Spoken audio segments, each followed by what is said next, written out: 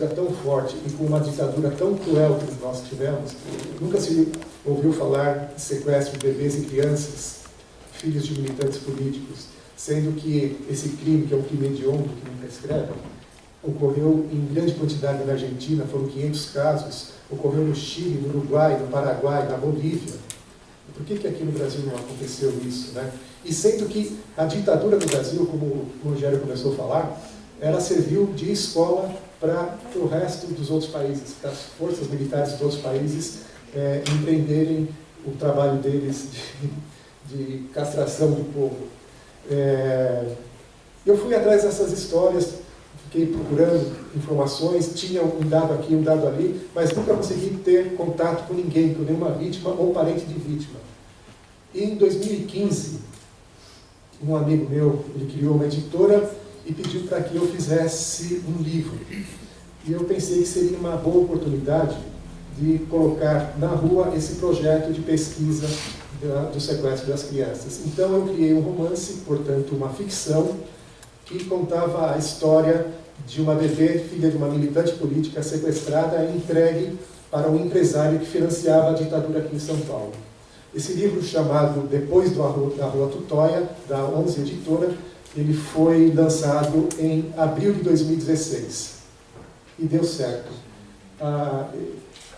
Esse planejamento deu muito certo. A partir de 2 meses depois do lançamento do livro, eu comecei a ser procurado por algumas pessoas, falando, olha, parece que a história da minha mãe é muito parecida com a história que você conta no livro. Eu falei, sim, mas a história do livro é invenção. Mas é muito... Acho que minha mãe foi sequestrada, você gostaria de nos ajudar a procurar os pais biológicos dela? Eu falei, é tudo que eu quero. Essa pessoa é a Rosângela, é aquela mulher que apareceu no vídeo aqui falando. E depois disso eu fui para o Pará, para Belém do Pará, fazer o lançamento desse livro, romance, e lá eu tive contato com algumas pessoas do Araguaia e alguns militantes políticos e pessoas que participaram da guerrilha. E a partir disso veio assim como se fosse uma bola de neve descendo a montanha. Veio atropelando tudo, os casos foram aparecendo, as pessoas foram aparecendo, e isso que é importante, a gente está num momento bastante delicado, político no Brasil, e além disso, se a gente quer desvendar esse crime, a existência desse crime, que isso vá para a justiça e chegue à sua fase final, como aconteceu na Argentina, onde o presidente da República, generais, empresários e inclusive pais apropriadores foram presos, a gente precisa correr contra o tempo, porque as vítimas desses casos de sequestro, elas ou não conhecem a situação delas, ou as que conhecem têm muito medo de falar. Esse é o grande problema. É uma das grandes resistências que eu encontrei durante esse período de pesquisa. Ganhar a confiança das pessoas, para essas pessoas começarem a contar um pouco da história delas. É uma dificuldade muito grande, por exemplo, você chegar na região do Araguaia hoje e conversar com o Juraci, que é outro rapaz que apareceu aqui no vídeo, o último personagem, o terceiro que apareceu no vídeo, e conseguir que ele te abra as informações, mostre os documentos que ele tem em mão e conte as histórias deles. Porque o Juraci, ele foi sequestrado por engano. Olha só, o Juraci, as forças militares no Araguaia queriam sequestrar o filho do Oswaldo Orlando da Costa, o Oswaldão, que era um dos líderes da guerrilha. Então eles tinham informação que o Oswaldão tinha filho com uma mulher da região do Araguaia. Essa mulher era uma mulher branca, alta, de olhos claros, e o nome Maria. Os agentes secretos do Exército foram lá, acharam uma Maria, de olhos claros, alta, e com um filho parecido com a idade, um menininho, pequenininho, franzino assim, que fizeram? Foram lá e levaram ele. Só que levaram o Juraci. O filho do Oswaldão com a Maria, a outra Maria, é o Giovanni, que é irmão por parte de mãe do primeiro personagem do vídeo. E um tempo depois, os militares acharam onde estava Maria Viana da Conceição, que é a mulher que teve relacionamento com o Oswaldão, e levaram não só o Giovanni, como levaram também um outro filho dela, outra filha chamada Ieda, de 8 anos, e ficou o Antônio Viana. Sobrou esse menino que tinha 6 anos de idade, e a mãe morreu nessa ação de sequestro. E para piorar a situação, isso está descrito no livro, vocês vão poder ler depois, a Maria Viana tinha acabado de ter um outro filho com uma outra pessoa. Então era uma bebê de 6 meses de idade. Então ficou um menino de 6 anos com uma bebê de 6 meses de idade em Araguaína, sozinho, até chegar alguém de Xambioá lá e levar eles de volta. Daí que criou, chamado Pedro Bela. Essa pessoa está viva até hoje, ele conta todas essas histórias, e o Antônio Viana também conta, e está tudo relatado no livro.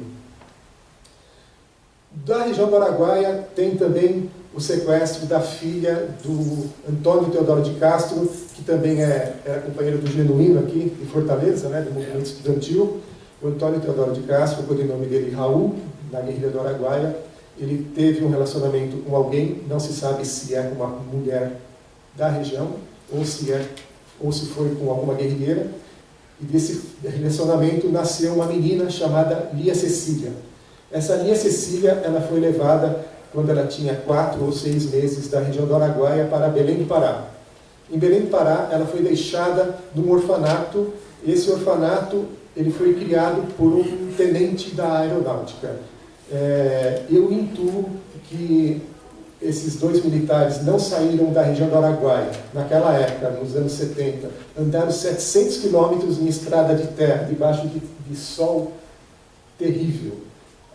Chegaram em Belém do Pará e entregaram essa bebê lá. Eles não fizeram isso de graça, mas não existe nenhum registro nesse orfanato da entrada dessa menina e de outras pessoas que teriam vindo da região do Araguaia. Um outro caso que me chama bastante a atenção também é o caso da Rosângela. Rosângela Serra Paraná, ela foi apropriada por uma família de militares. O pai adotivo dela foi praça, mas o avô dela, o pai do pai, ele era sargento. O irmão desse avô era general. E você indo para os bisavós, os tataravós, todos eram militares, inclusive as mulheres que trabalhavam no quartel. Isso tudo está descrito no livro, isso eu consegui levantar através de diário oficial da capital, na época, que era Rio de Janeiro, né, do século passado, consegui levantar todas essas coisas. E o que me chama muito a atenção na história da Rosângela é que é muito parecido com o que aconteceu na Argentina. A mãe apropriadora, a mulher do Odir, que era o pai apropriador, ela era estéril, ela não podia ter filhos, e na Argentina acontecia muito isso. Os filhos dos militantes políticos que eram sequestrados, eles iam para famílias de militares, ou de famílias ligadas aos militares, que não podiam ter filhos. A Rosângela ficou muito tempo com esse casal até ela se casar. Ela foi casada de uma forma imposta com um homem 36 anos mais velho que ela. Não se sabe exatamente se ela tinha 16 ou 18 anos de idade. Mas a grande cereja do bolo desse caso da Rosângela é que o Odir de Paiva, Paraná, o pai apropriador dela, ele era motorista de um presidente da República, do general Ernesto Geisel. E, além de ser motorista do Geisel, ele tinha duplo vínculo empregatício. Ele era registrado em carteira de trabalho como motorista de uma empresa de ônibus da cidade do Rio de Janeiro e, ao mesmo tempo, ele trabalhou na Petrobras, no Ministério de Minas e Energia e no Ministério da Fazenda, que são locais que o Ernesto Geisel dominava, vamos falar assim. Uma outra coisa que o Rogério disse, que desde que a gente começou a divulgação desse livro, há um mês e meio atrás, mais ou menos, e passou pelo lançamento, eu fui procurado por mais pessoas. Não são mais 19 casos. Já chegou a 20 pessoas que me procuraram. E essas pessoas que me procuraram, o grau de instrumentalização, de documentação e das histórias estão muito maiores do que as histórias que eu comecei a pesquisar para esse livro Cativeiro Sem Fim. Então, a gente tem a possibilidade, inclusive, de chegar, uma vez pesquisado, investigado e comprovado que se existirem novos 20 casos, mas a gente vai conseguir abrir esse leque para uma outra seara que é bastante importante, que talvez tenha vindo também filhos de militantes políticos da Argentina para serem adotados aqui no Brasil.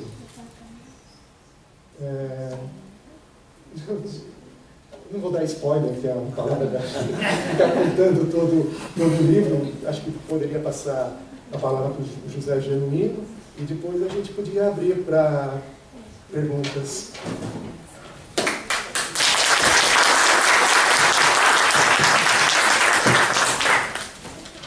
Boa tarde, companheiras e companheiros, amigos. Eu quero